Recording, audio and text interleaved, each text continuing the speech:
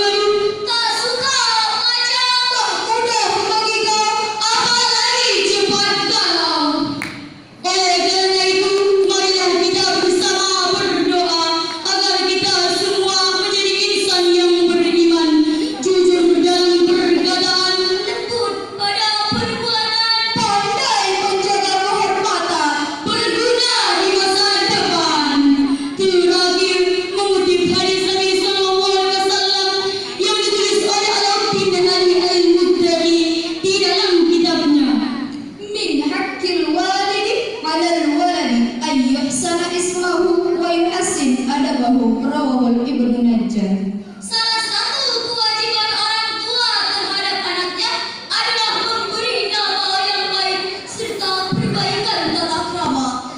Hadis riwayat Ibnu Najjar. Sebelum kami mengakhiri syarih Al-Quran kami teringat sebuah pantun.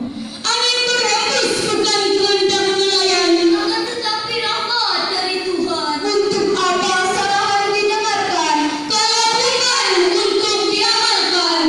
Demikianlah syarahan yang dapat kami sampaikan. Terima kasih atas segala perhatian. Mohon maaf atas segala kehilafan. Wallahul muwaffiq ila aqwamit thoriq. Ila liqa'i wassalam wa ridwal hidayah. Assalamualaikum warahmatullahi wabarakatuh. Waalaikumsalam warahmatullahi wabarakatuh.